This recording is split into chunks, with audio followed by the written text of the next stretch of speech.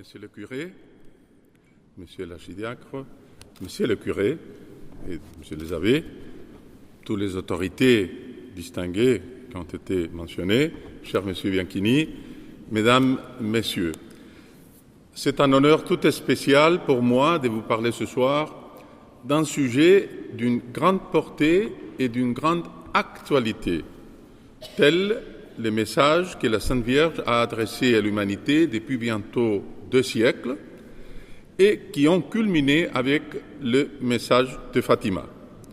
Je remercie de tout cœur la Fédération Pro Europa Cristiana, en particulier M. Edmond Bianchini, de m'avoir invité et M. le curé de m'accueillir dans cette spacieuse église Sainte-Thérèse et vous tous d'être venus si nombreux. Même si je suis... Pardon? Un peu plus fort, comme ça? Bon. Vous m'écoutez bien? Plus proche du micro. Bon, très bien. En général, ils me disent le contraire, que je dois m'écarter parce que je parle trop fort. Bon. Et même si je suis un peu ému de parler la veille du centenaire de Fatima, et d'ailleurs, jour par jour aussi, c'est le 3e centenaire de l'apparition de la Sainte Vierge Aparecida, la patronne du Brésil. Et il y a exactement 300 ans, des pêcheurs dans son fleuve étaient allés pêcher pour prendre du poisson pour un gouverneur qui arrivait, et au lieu de trouver du poisson, ils ont trouvé la belle petite statue, une Madonna noire, qui est la patronne du Brésil. Et c'est aujourd'hui, donc ça, pour moi qui suis latino-américain, pour moi c'est très émouvant de pouvoir parler de la Sainte Vierge, d'ailleurs sous l'invocation de l'Immaculée Conception. Donc nous sommes tout à fait dans le sujet. Et surtout, pour moi, c'est la première fois de ma vie que je parle dans une église, et une église comble en plus. Mais ne vous inquiétez pas, parce que comme je ne suis pas diacre, je n'ai pas le droit de vous faire un sermon, même pas une homélie. C'est juste un exposé. Et mes propos ne seront donc pas paroles d'évangile. Et donc vous avez tout le droit de questionner, d'objecter, même d'être en total désaccord avec ce que je vais vous raconter. Et surtout, vous, les prêtres, vous avez un droit de regard de ce que je veux dire. Donc si je dis quelque hérésie, vous me corrigez tout de suite. Et donc vous avez un large droit de libre opinion, mais cela concerne ce que je vais mettre de personnel dans mon exposé.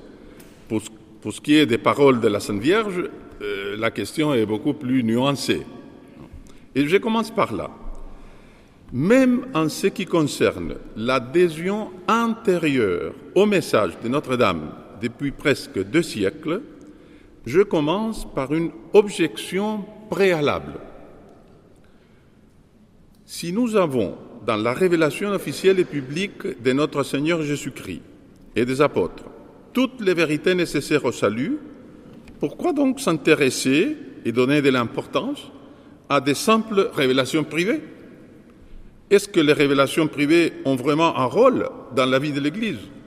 N'est-il pas malsain de fonder sa foi non pas sur le roc des Écritures, de la tradition et du magistère, plutôt que sur des apparitions à des mystiques, et cela d'autant plus qu'il y a depuis un certain temps une prolifération un peu suspecte des supposées apparitions. On a le droit de se poser la question. Pour répondre à ces questions, il faut dresser d'abord le cadre théologique dans lequel s'insèrent les apparitions mariales du XIXe et du XXe siècle. Lisons d'abord ce que dit le catéchisme de l'Église catholique dans son paragraphe 67. Au fil des siècles, il y a eu des révélations dites privées, dont certaines ont été reconnues par l'autorité de l'Église. Elles n'appartiennent cependant pas au dépôt de la foi. Elles n'appartiennent pas au dépôt de la foi. Leur rôle n'est pas d'améliorer ou de compléter la révélation définitive du Christ, mais simplement d'aider à en vivre plus pleinement à une certaine époque de l'histoire.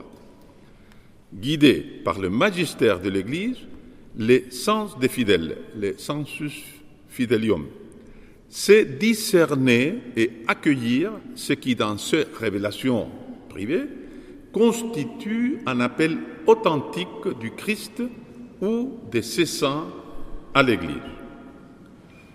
La foi chrétienne ne peut pas accepter des révélations qui prétendent dépasser ou corriger la révélation dont le Christ est l'achèvement. C'est le cas de certaines religions non chrétiennes. Il s'agit, comme vous l'avez compris, d'une référence à l'islam, pour lequel le Coran dépasse et corrige la Bible. Donc, le Coran, c'est complètement faux. Non, il n'y a pas une telle révélation qui puisse compléter les révélations du Christ. Et c'est le cas aussi de certaines sectes récentes qui se fondent sur de telles révélations, entre guillemets. Ici, la référence s'adresse principalement aux Mormons.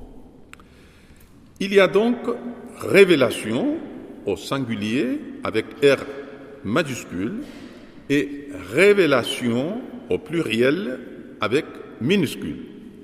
Cette distinction est fondamentale, car nous savons qu'à la révélation officielle, celle avec majuscule, il faut donner un assentiment de foi divine, qui n'admet pas l'ombre d'un doute, car le Dieu révélateur ne peut ni se tromper, ni nous tromper. Mais quelle est donc l'adhésion qu'on doit donner aux révélations au pluriel et avec minuscule?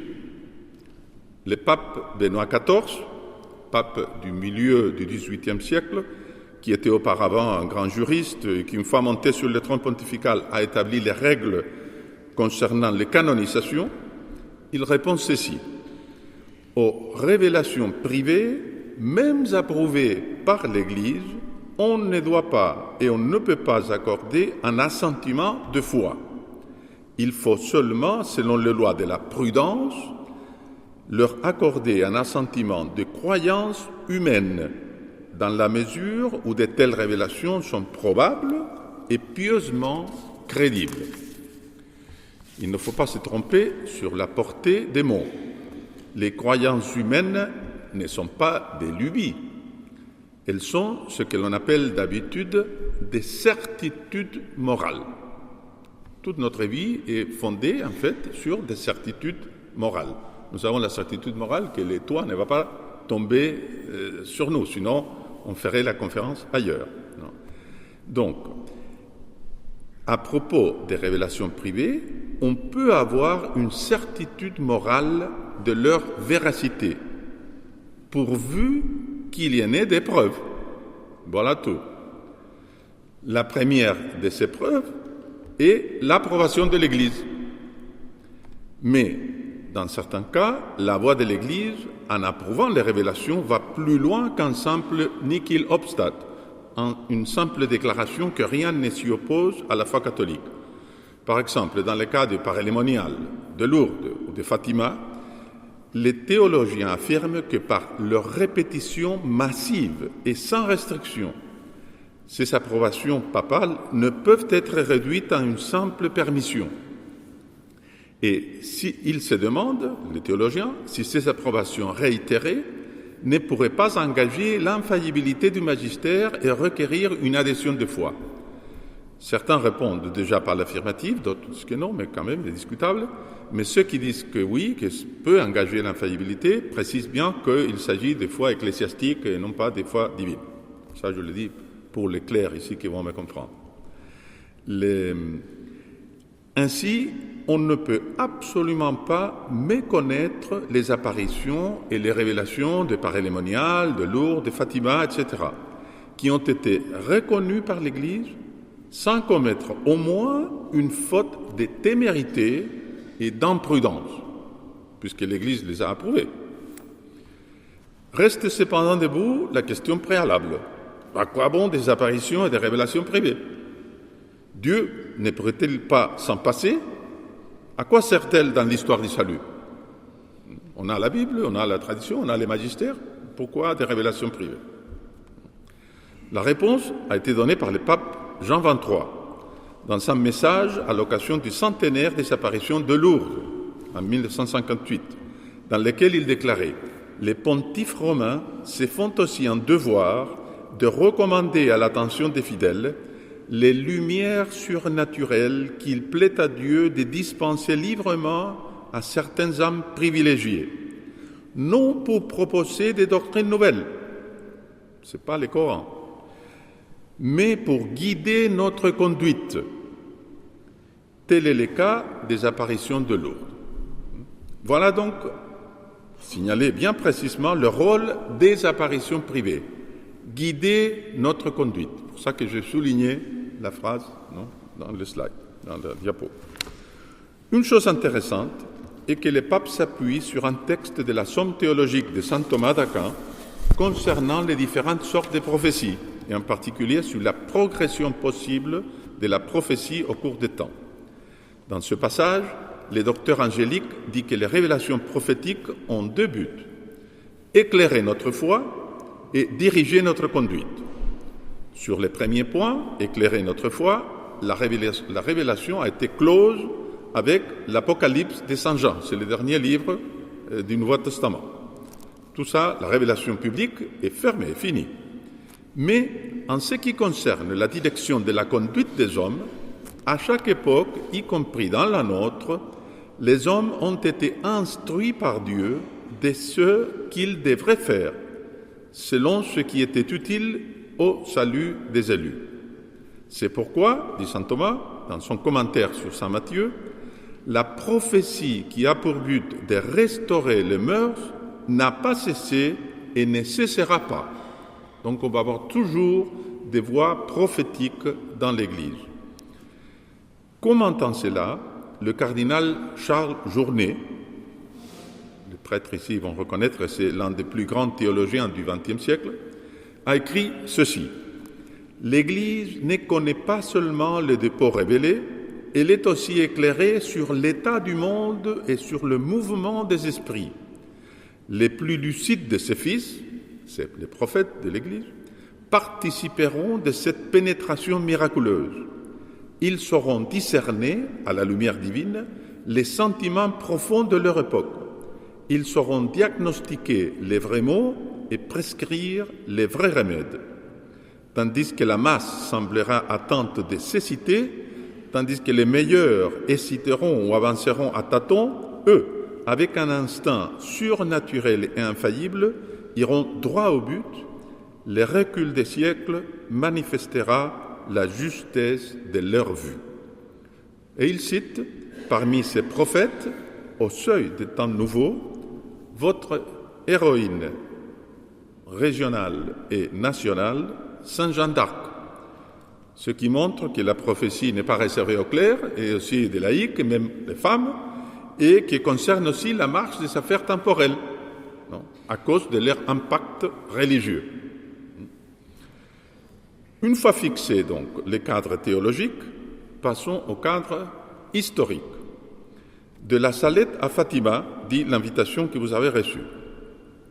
Mais en fait, il faudrait reculer plus loin et mentionner d'abord les apparitions de la Sainte Vierge à Sainte Catherine Labouré, dans ce qui est aujourd'hui la chapelle de Notre-Dame de la Médaille miraculeuse, rue du Bac, à Paris.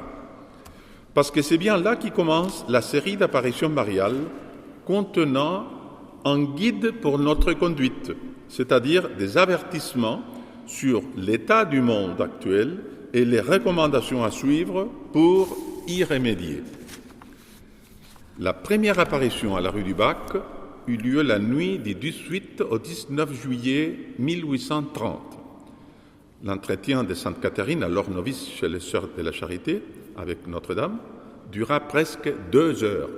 Vous imaginez, ils sont tous jaloux. 2 heures à parler avec la Sainte Vierge, ni plus ni rien. Pendant la conversation, la Sainte Vierge lui a dit d'abord, à propos de la communauté religieuse où elle appartenait, qu'il y a des grands abus. La règle n'est pas observée. La régularité laisse à désirer. il y a un grand relâchement. J'espère que la Sainte Vierge mettait plus de douceur à les dire que moi. Et sinon, la pauvre, probablement, se serait évanouie. Puis, élargissant son propos, avec un visage très peiné, elle a renchéri. Les temps sont très mauvais. Des malheurs vont fondre sur la France. Le trône sera renversé. En effet, cela s'est produit à peine 10 jours après quand a commencé la révolution des Trois Glorieuses, du 27 au 30 juillet 1830, qui a entraîné l'abdication du roi Charles X, le 2 août, à Rambouillet. Et la Vierge a poursuivi d'un ton prophétique. Le monde entier sera renversé par des malheurs de toutes sortes. Mais venez au pied de cet autel, là les grâces seront répandues sur toutes les personnes qui les demanderont avec confiance et ferveur. Elles seront répandues sur les grands et sur les petits. Si vous êtes allé à la rue du Bac, à la chapelle de la Médaille miraculeuse, vous allez voir que cette phrase est inscrite sur l'autel, justement. Vous voyez, nous sommes déjà dans un entrelacement d'un message de tragédie avec un message d'espérance. Un entrelacement que nous verrons tout au long de cette série d'apparitions et encore dans la suite de cette première apparition de la Sainte Vierge à la rue du Bac. La Vierge continue. Le moment viendra où le danger sera grand. On croira tout perdu. Là, je serai avec vous. Ayez confiance, il y aura bien des victimes. Monseigneur l'archevêque mourra. Effectivement, lors de la révolution de 1848 à Paris, Monseigneur Denis Affre essaya de ramener la paix, apparu sur les barricades à l'entrée du faubourg Saint-Antoine, mais aussitôt qu'il commença à parler, la fusillade a recommencé et il fut touché par une balle perdue et est mort. Mon enfant, répond la Sainte Vierge, la croix sera méprisée, le sang coulera dans les rues.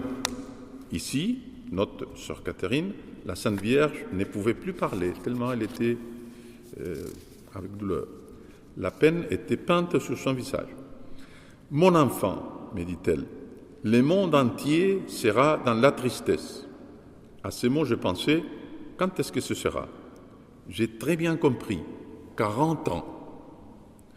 Ici, la coïncidence est impressionnante, parce que 40 ans après, jour pour jour, c'est-à-dire le 19 juillet 1870, la guerre franco-prussienne sera déclarée, entraînant un cortège de calamités, au nombre desquelles il faut compter la Commune de Paris, qui se déroula entre mars et mai 1871. 4 mois après cette apparition, le samedi 27 novembre 1830, pendant le silence qui suivit les moments d'oraison à la chapelle, toutes les sœurs ensemble, les autres sœurs étaient parties, Sainte Catherine entendit de nouveau les froufrous d'une robe de soie venant de la tribune. Ces détails montrent bien que la Sainte Vierge lui apparaissait en personne et qu'il ne s'agissait pas d'une vision purement intellectuelle. Et soudain, raconte-t-elle, apparut à gauche de l'autel, à hauteur du tableau de Saint-Joseph, l'Immaculée, dans l'éclat de sa splendeur originelle. Sur un ciel bleu, étoilé par en haut, aurore par en bas, dans un soleil, la très sainte Vierge, voile aurore, robe blanche, manteau bleu céleste, les pieds sur un croissant, écrasant la tête du serpent avec les talons. 12 étoiles sont autour de sa tête, un léger nuage sous les croissants. Particularité essentielle, la Sainte Vierge tient légèrement le globe du monde dans ses mains. Elle l'éclaire d'une vive lumière. Cette boule que vous voyez représente le monde entier, particulièrement la France, et chaque personne en particulier, lui dit-elle. Des anneaux apparaissent à ses doigts, au nombre de 3 à chaque doigt. Chaque anneau est orné de pierreries, d'où jaillissent des rayons plus beaux les uns que les autres. C'est le symbole des grâces que je répands sur les personnes qui me les demandent, ajoute la Vierge. Une sorte de cadre se forma autour d'elle, en ovale, avec ces mots écrits en lettres d'or, partant de la main droite, passant au-dessus de la tête, pour finir à hauteur de la main gauche. Ô Marie conçue sans péché, priez pour nous qui avons recours à vous. Puis une voix se fit entendre. Faites frapper une médaille sur ces modèles. Toutes les personnes qui la porteront avec confiance recevront des grandes grâces. En fait, malgré les réticences de son confesseur et de ses supérieures religieuses, et avec la permission de l'archevêque, Monseigneur de Quédan, les médailles de l'Immaculée Conception, c'était les noms originels, furent frappées et distribuées lors de l'épidémie de choléra qui ravageait la France dans l'été de 1832.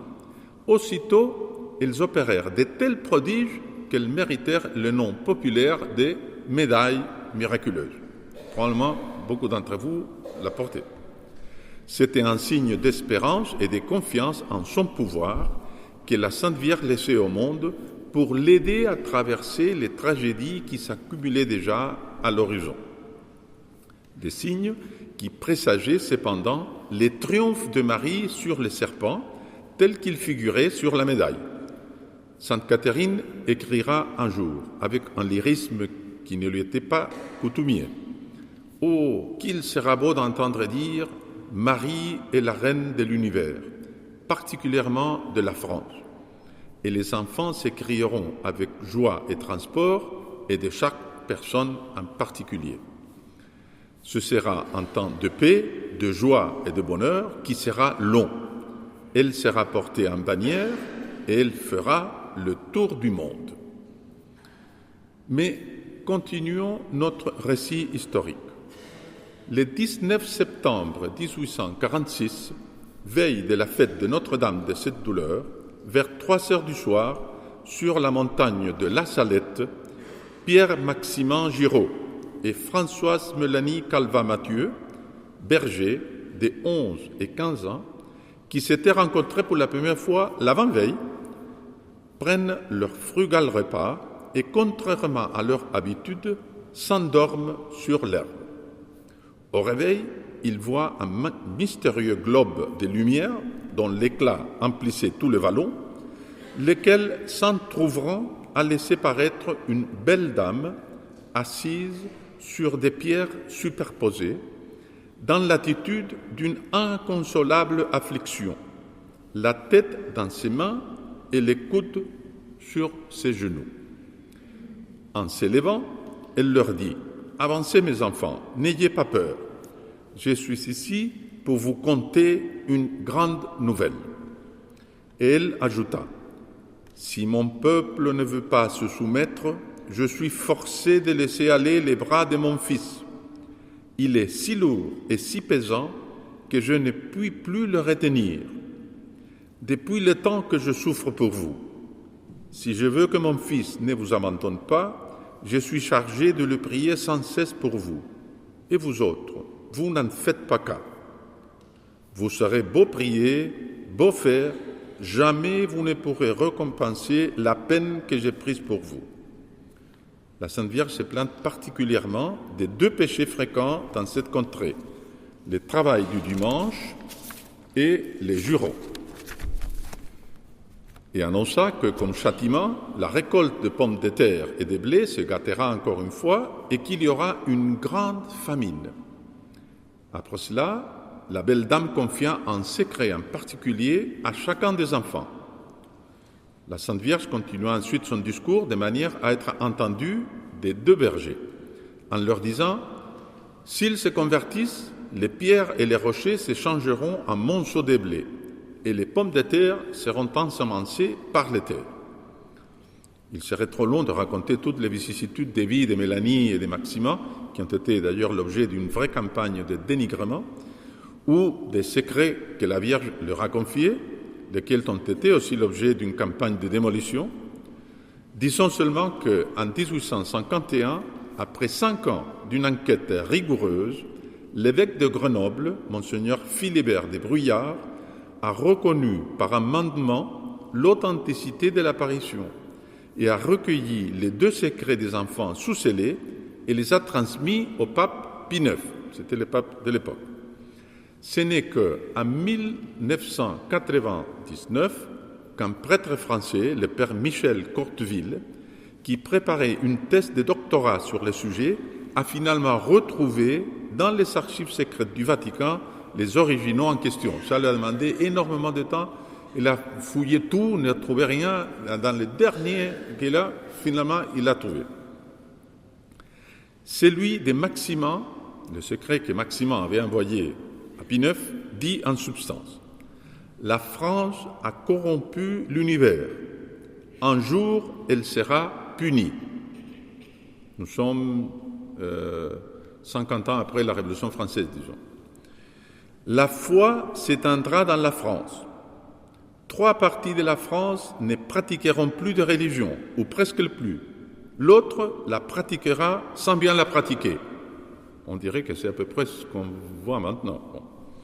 Puis, après cela, les nations se convertiront. C'est ça qui est important. Si on est déprimé, on a la promesse qu'il va avoir une conversion. Après cela, les nations se convertiront. La foi se rallumera partout. Une grande contrée dans le nord de l'Europe, aujourd'hui protestante, se convertira. Par l'appui de cette contrée, toutes les autres contrées du monde se convertiront. Avant que tout cela arrive, des grands troubles arriveront dans l'Église et partout. Vous voyez encore ici cet entrelacement entre des perspectives de tragédie et des perspectives d'espérance. Le même entrelacement se voit dans le secret de Mélanie, qui est beaucoup plus tragique. Elle l'avait publié en 1879 dans une version plus longue que celle qu'elle avait envoyée à Pie IX 300 après les apparitions et que le Pierre Courteville a trouvée dans les archives vaticanes. La partie essentielle dit la chose suivante. Le temps de la colère de Dieu est arrivé. Si on ne fait pas pénitence et si on ne cesse de travailler le dimanche et si on continue de blasphémer les saints noms de Dieu, en un mot, si la face de la terre ne change pas, Dieu va se venger contre le peuple ingrat et esclave du démon. Mon fils va faire éclater sa puissance. Paris, cette ville souillée de toutes sortes de crimes, périra infailliblement. Marseille sera détruite en peu de temps. Il faut tenir compte que dans les choses prophétiques, parfois, ce sont des noms symboliques, comme Babylone pour l'Ancien Testament. Lorsque ces choses arriveront, le désordre sera complet sur la terre. Le monde s'abandonnera à ses passions impies. Le pape sera persécuté de toutes parts. On lui tirera dessus, on voudra le mettre à mort, mais on ne lui pourra rien. Le vicaire de Dieu triomphera encore cette fois. Les prêtres et les religieuses et les vrais serviteurs de mon Fils seront persécutés et plusieurs mourront pour la foi de Jésus-Christ. Une famine régnera en même temps. Après que toutes ces choses seront arrivées, beaucoup de personnes reconnaîtront la main de Dieu sur elles, se convertiront et feront pénitence de leurs péchés. La religion refleurira et s'étendra par toute la terre et la fertilité sera grande. Vous voyez, message de tragédie, suivi tout de suite d'un grand message d'espérance. Et il continue en racontant qu'après cette période de renouveau religieux, le monde recommencera ses désordres et viendra l'Antéchrist. Ce sera la fin du monde. Dans le texte plus long publié en 1879, qui a fait couler beaucoup d'encre et que l'on a même interdit de commenter au temps de Saint Pie X, Mélanie parle aussi de la mauvaise vie des prêtres et des personnes consacrées dont les péchés crient vers le ciel et attirent la vengeance divine. Car, dit-elle, il n'y a plus personne digne d'offrir la victime sans tâche à l'Éternel en faveur du monde. Il faut signaler en faveur de ce texte qu'elle a publié en 1879 que sa publication a reçu le nichilobstat de l'évêque de Lecce, Monseigneur Salvatore Luigi Sola, celui que vous avez à gauche, qui avait connu Mélanie pendant son exil de lui à Marseille et qui a été son directeur spirituel pendant quelques années près de Naples, où elle s'était installée pour fuir les tracasseries du clergé en France. Or, Monseigneur Sola a toujours joui d'une renommée de sainteté. Un autre de ses confesseurs de Mélanie, l'abbé Annibale di Francia, qui l'a connu de près à Messine pendant 1 an, a été canonisé par Jean-Paul II le 16 mai 2004. Venons-en maintenant aux apparitions de Lourdes. En 1854, le pape Pie IX proclama solennellement le dogme de l'Immaculée Conception. La médaille miraculeuse, en 1932, c'était la médaille de l'Immaculée. Donc, elle a avancé cette déclaration du pape. Mais la chapelle des apparitions de la rue du Bac n'était toujours pas ouverte au public et les messages de la Vierge au globe, l'Immaculée, restaient en partie occultés. La pauvre sœur Catherine s'en désolait. On a retrouvé dans ses papiers, après sa mort, ce petit mot qui en dit long sur sa détresse intime. « Ma bonne mère, jusqu'ici, on ne veut pas faire ce que vous voulez. Manifestez-vous ailleurs. » C'était en janvier 1858. Les mois suivants, la Sainte Vierge apparaissait à Sainte-Bernadette-Soubirous, à Lourdes, en s'identifiant comme l'Immaculada Conception. C'est impressionnant, parce qu'il n'avait pas accepté à la rue du Bac qu'elle est apparue à Lourdes. Vous voyez, c'est bien la nôtre, dira Sainte Catherine, quand elle en aura connaissance. Et elle laissera échapper cette plainte. Dire que ces miracles, qui se multipliaient déjà à Lourdes, devraient avoir lieu dans notre chapelle. À Paris, vous imaginez, des millions de touristes seraient là. Bon. En fait, la chapelle ne sera ouverte au public qu'en 1880, après sa mort. On y reçoit beaucoup de grâces, bien sûr, elle est toujours pleine. Mais il n'y a pas eu de miracle à la rue du Bac. La médaille miraculeuse faisait des miracles ailleurs, mais pas à la chapelle. C'est la marque particulière de Lourdes, dont le bureau médical a reçu plus de 7000 dossiers de guérison et a certifié comme miraculeuses 69 d'entre elles. Absolument inexplicable du point de vue médical. Une façon pour la Sainte Vierge de démontrer la puissance de son intercession qu'elle a voulu placer sous l'invocation de l'Immaculée Conception, donc, que nous verrons après, bien sûr, le cœur immaculé de Marie, etc., à Fatima. J'ai insisté sur les liens entre Lourdes et la rue du Bac, selon le témoignage de Sainte Catherine Labouré, parce qu'à proprement parler, il n'y a pas de message particulier lié aux apparitions de Lourdes. Sainte Bernadette a dit que la Vierge lui parlait en patois, mais la vouvoyer et plein de courtoisie lui avait demandé « Voulez-vous avoir la grâce de venir ici pendant 15 jours ?» Pendant ces apparitions, qui ont commencé le 11 février 1858, Notre-Dame lui a confié des secrets. Mais Bernadette déclare que cela, c'est ainsi qu'elle dessine l'apparition, car elle ne savait pas qui était à l'époque. Non ? Cela m'a défendu de les révéler à qui que ce soit. Cependant, j'ai pu dire qu'ils n'ont rien de terrible et qu'ils ne regardent que moi. Par contre, lors de l'apparition du 24 février, la Sainte Vierge lui a dit « Pénitence, priez Dieu pour les pécheurs. Allez baiser la terre en pénitence pour les pécheurs. » Le lendemain, la Vierge lui demande de manger de l'herbe et de se laver avec l'eau sale qui se trouve sous la roche. Lorsqu'elle se retourne, le visage tout barbouillé, certains assistants sont scandalisés et confirmés dans leur idée que Bernadette n'était qu'une excentrique, qu'une folle. Cependant, une partie d'entre eux retourne dans l'après-midi pour creuser davantage la petite source, y boire et prendre de l'eau dans des bouteilles, comme on fait jusqu'à nos jours. La première guérison avec l'eau de la source s'est produite le lendemain même, avec de l'eau tirée de la grotte. Ce qu'il faut retenir des apparitions de Lourdes, c'est cet appel à la pénitence pour les pécheurs, la prière du chapelet que Bernadette récite pendant toutes les apparitions, et l'invocation de l'Immaculée Conception par laquelle la Sainte Vierge a voulu s'identifier. Tous des éléments que l'on trouvera aussi à Fatima. Mais ce qu'il faut retenir surtout pour nourrir notre espérance, c'est l'immense pouvoir d'intercession de Marie prouvé par les miracles de Lourdes. ce même message d'espérance est le noyau des deux apparitions moins connues qui ont eu lieu en France dans la deuxième moitié du XIXe siècle. D'abord, à Pontmain, le 17 janvier 1871. Je ne sais pas si vous le connaissez, sinon vous allez...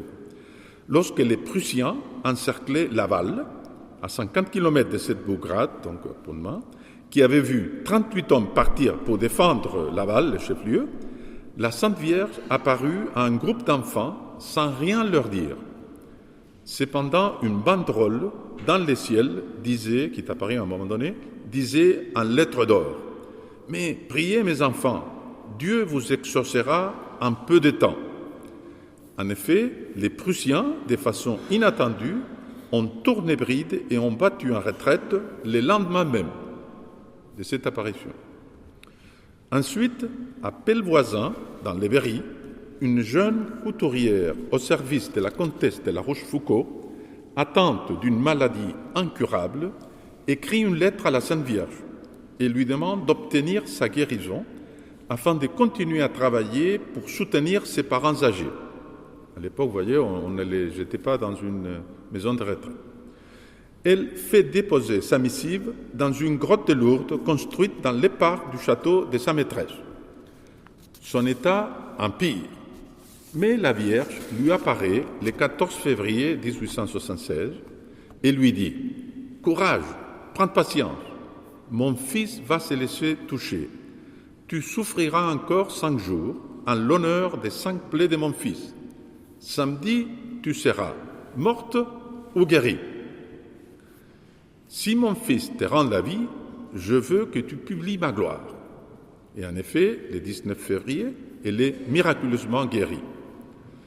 14 autres apparitions s'ensuivent, du 14 février jusqu'au 8 décembre, au cours desquelles la Sainte Vierge lui reproche ses fautes passées, accompagnées d'un appel à la pénitence.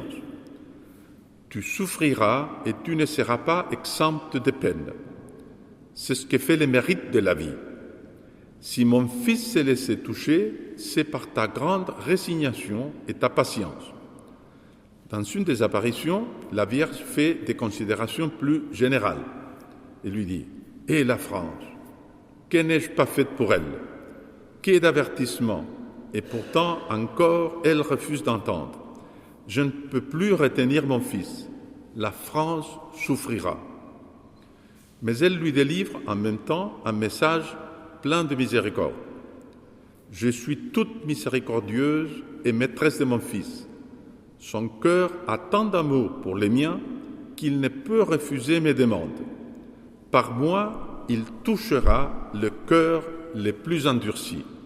Courage et confiance. » Je me permets de m'arrêter sur des petits détails qui ne manquent pas de saveur.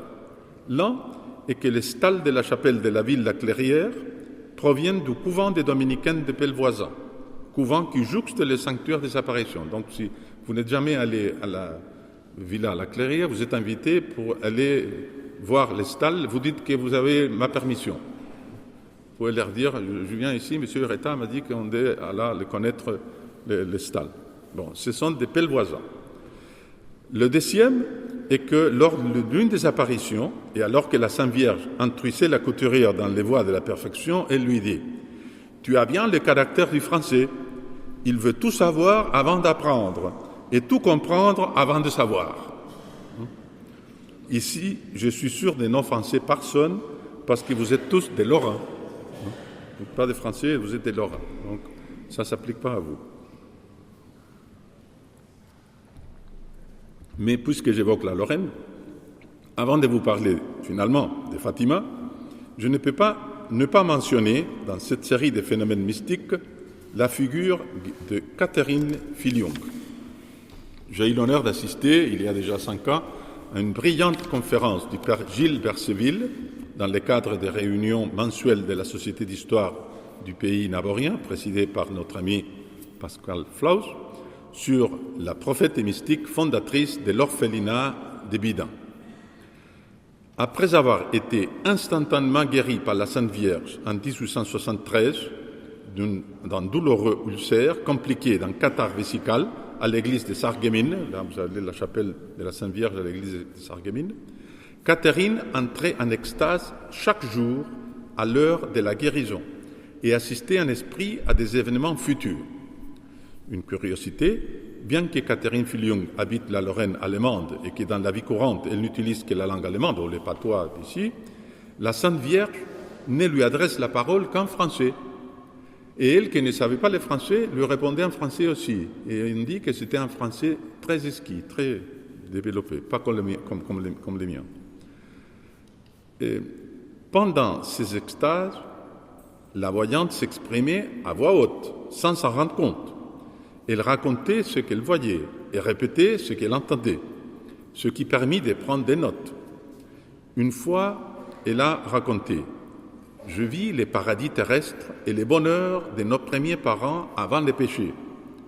Je vis aussi le monde avant le déluge. Il ne me parut pas plus mauvais que maintenant. » C'est fort. En 1875, elle prophétisa les lois antireligieuses, la houleuse séparation entre l'Église et l'État qui eut lieu finalement en 1905, ainsi qu'une nouvelle guerre franco-allemande, et cela avec respectivement 30 et 40 ans d'avance.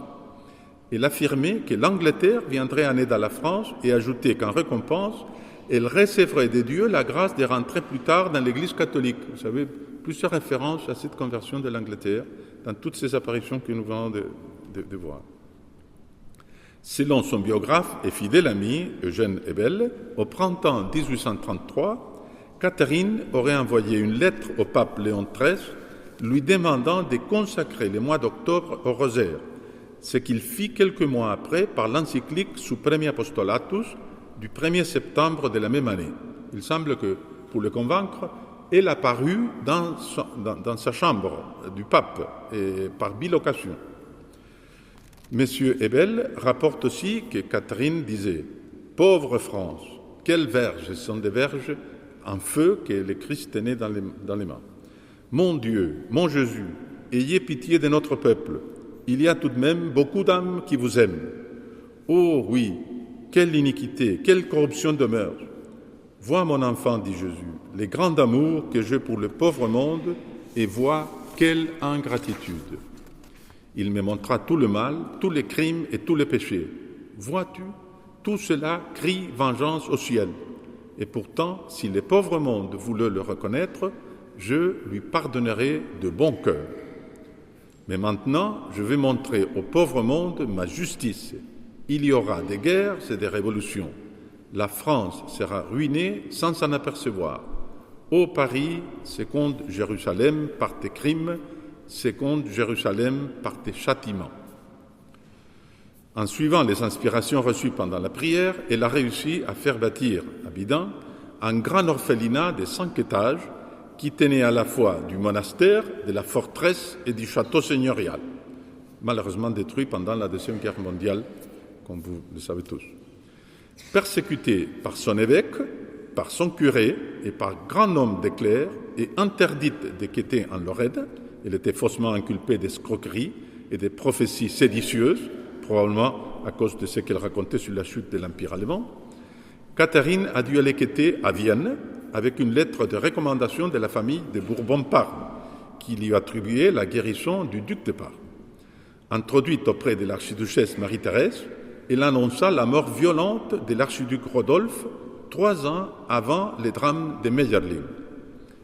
Victime d'un complot interne mû par une mauvaise religieuse qu'elle avait eu la charité d'accueillir, Catherine est déférée au tribunal de Sarreguemines, accusée de sorcellerie.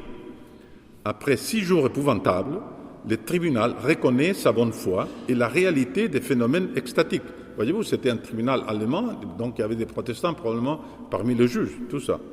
L'arrêt est confirmé par la cour de Leipzig, mais de façon paradoxale, puisque les extases sont réelles, elle est considérée comme incapable de diriger un orphelinat. Et, de retour en Lorraine, on l'enferme pendant 3 mois et demi dans un asile d'aliénés. On voit que sa vocation était bien sûr d'expier pour les péchés de la France et du monde en général.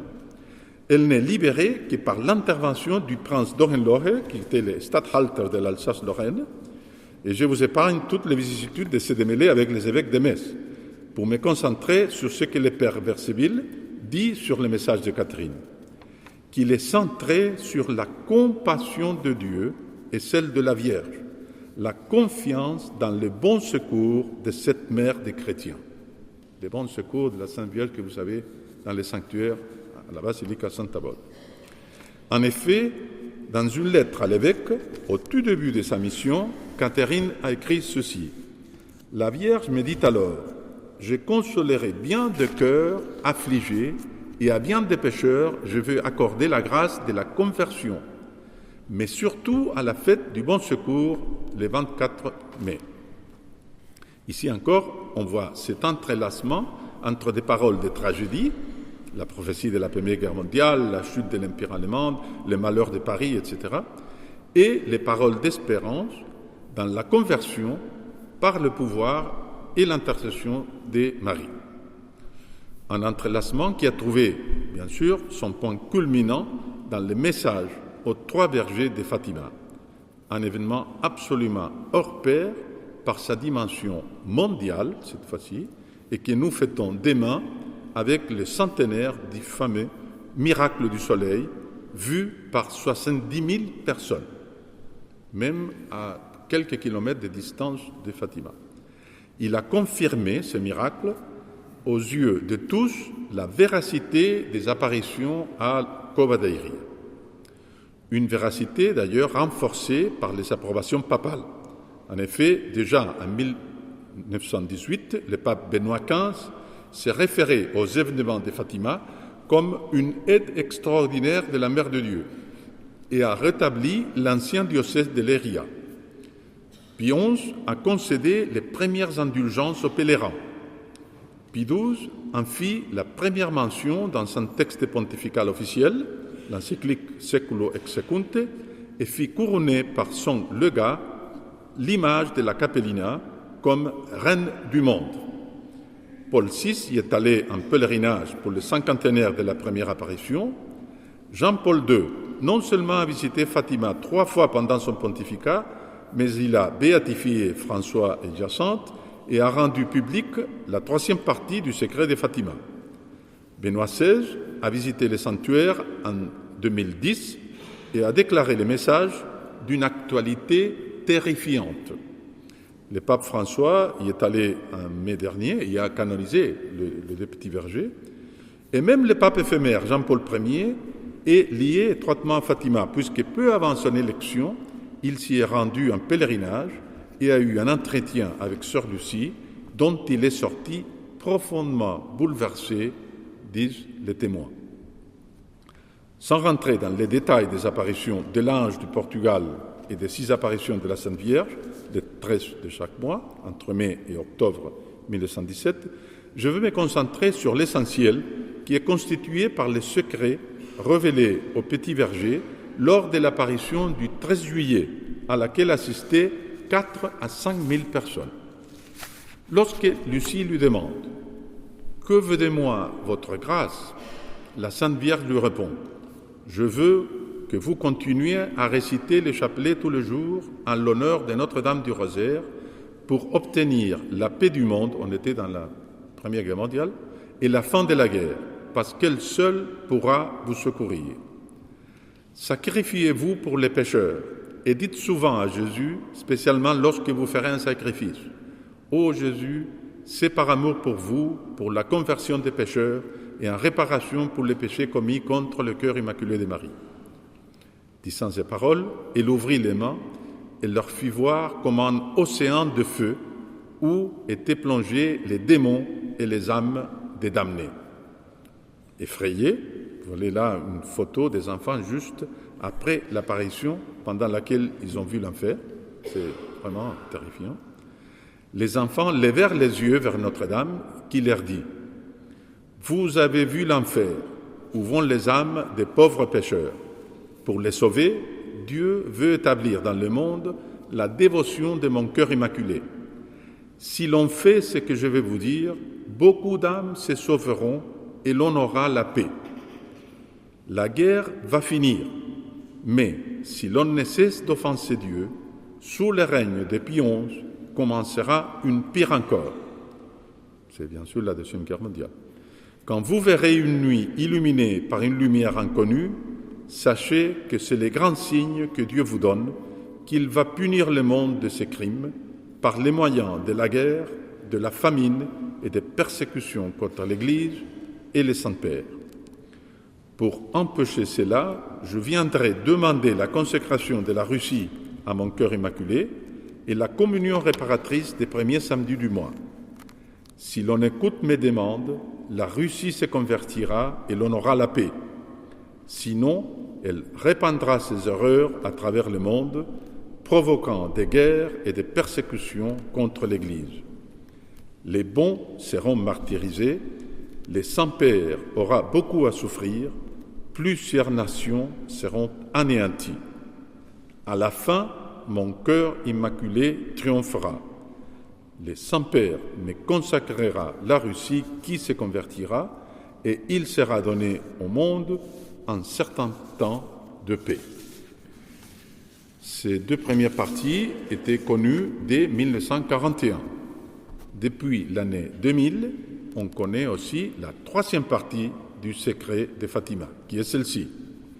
Après les deux parties que j'ai déjà exposées, écrites sur le site, nous avons vu sur le côté gauche de Notre-Dame, un peu plus en hauteur, un ange avec une épée de feu dans la main gauche. Elle scintillait et émettait des flammes qui, semble-t-il, devaient incendier le monde. Mais elle s'éteignait au contact de la splendeur qui émanait de la main droite de Notre-Dame en direction de lui. L'ange, indiquant la terre avec sa main droite, dit d'une voix forte « Pénitence, pénitence, pénitence ». Et nous vîmes dans une lumière immense qui est Dieu, quelque chose de semblable à la manière dont se voient les personnes dans un miroir quand elles passent devant, un évêque vêtu de blanc. Nous avons eu le pressentiment que c'était le Saint-Père. Nous vîmes divers autres évêques, prêtres, religieux et religieuses, montés sur une montagne escarpée, au sommet de laquelle il y avait une grande croix en tronc brut, comme s'ils étaient en chêne-liège avec leur écorce. Avant d'y arriver, le Saint-Père traversa une grande ville à moitié en ruine et à moitié tremblant, d'un pas vacillant, affligé de souffrances et de peines. Il priait pour les âmes des cadavres qu'il trouvait sur son chemin. Parvenu au sommet de la montagne, prosterné à genoux au pied de la grande croix, il fut tué par un groupe de soldats qui tirèrent plusieurs coups avec une arme à feu et des flèches. Et de la même manière, moururent les uns après les autres les évêques, les prêtres, les religieux et religieuses et divers laïcs, hommes et femmes, des classes et des catégories sociales différentes. Sous les deux bras de la croix, parce que tout ça c'est tragique, mais maintenant voyez l'espérance. Sous les deux bras de la croix, il y avait deux anges, chacun avec un arrosoir de cristal à la main, dans lequel ils recueillaient les sangs des martyrs et avec lequel ils irriguaient les âmes qui s'approchaient de Dieu. Donc, une grande conversion. Je ne pense pas qu'il soit nécessaire de commenter ces textes tant ils sont explicites dans l'annonce des guerres et des persécutions contre l'Église comme châtiment pour les péchés de l'humanité, mais encore d'une grande conversion qui marquera le triomphe du cœur immaculé de Marie et ouvrira un temps de paix pour toute l'humanité. Pour finir, j'aimerais simplement rehausser ce qu'il faut retenir comme le plus important de cette longue série d'apparitions de la Sainte Vierge qui va de la rue du Bac et la Salette jusqu'à Fatima. Pour ce faire, je vais me servir de quelques extraits de l'homélie du cardinal Ivan Diaz pour l'inauguration de l'année jubilaire du 150e anniversaire des apparitions à Lourdes, parce que ces paroles ont une portée valable pour toutes les autres apparitions que nous avons citées. Il dit « La Sainte Vierge est descendue du ciel comme une mère très préoccupée pour ses fils et filles qui vivaient dans le péché, loin de son Fils Jésus. Elle est apparue à la grotte de Massabielle, qui à l'époque était un marais et où paissaient les cochons. Et c'est précisément là qu'il a voulu faire élever un sanctuaire pour indiquer que la grâce et la miséricorde de Dieu doivent triompher sur les misérables marais des péchés humains. J'aime situer ces apparitions dans le plus large contexte de la lutte permanente et féroce existant entre les forces du bien et du mal dès les commencements de l'histoire de l'humanité dans le jardin du paradis et qui continuera jusqu'à la fin des temps. Les apparitions de Lourdes sont en effet parmi les premières de la longue chaîne des apparitions de Notre-Dame qui a commencé 28 ans auparavant, en 1830, rue du Bac, à Paris, annonçant l'entrée décisive de la Sainte Vierge au cœur des hostilités entre elle et le diable, comme il est décrit dans la Bible, dans les livres de la Genèse et de l'Apocalypse. Après les apparitions de Lourdes, la Sainte Vierge n'a pas cessé de manifester ses vives préoccupations maternelles pour le sort de l'humanité en ses diverses apparitions dans le monde entier. Partout, elle a demandé prière et pénitence pour la conversion des pécheurs, car elle prévoyait la ruine spirituelle de certains pays, les souffrances que les saints-pères auraient à subir, l'affaiblissement général de la foi chrétienne, les difficultés de l'Église, la montée de l'Antéchrist et ses tentatives pour remplacer Dieu dans la vie des hommes. Tentatives qui, malgré leur succès éclatant, seraient toutefois vouées à l'échec.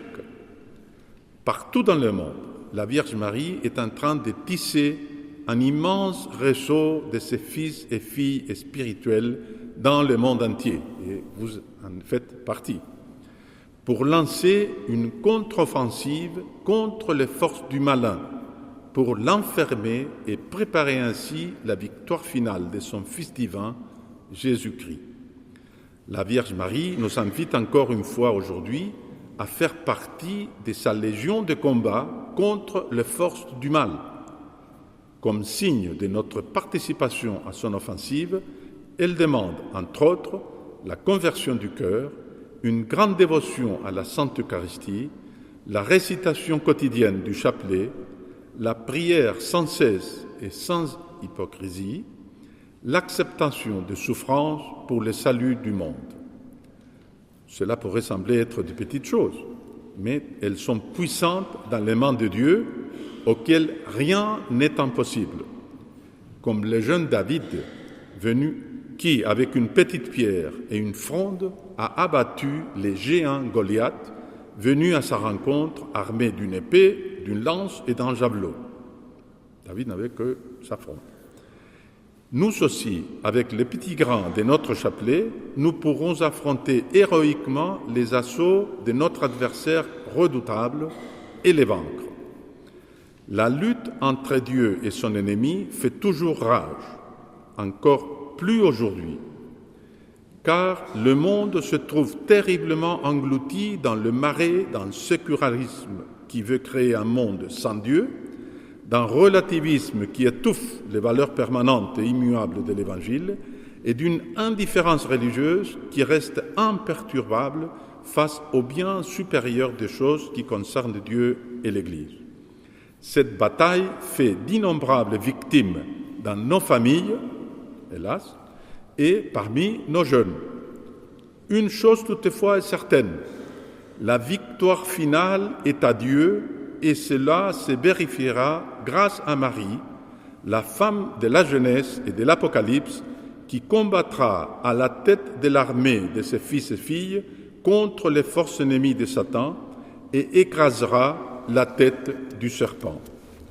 Prions la Sainte Vierge pour nous fortifier dans les combats spirituels de chaque jour, afin que nous puissions vivre en plénitude notre foi chrétienne en pratiquant les vertus qui distinguaient la Vierge Marie, Fiat, Magnificat et Stabat, c'est-à-dire une foi intrépide, Fiat, une joie sans mesure, Magnificat, et une fidélité sans compromis, Stabat. Merci pour votre attention.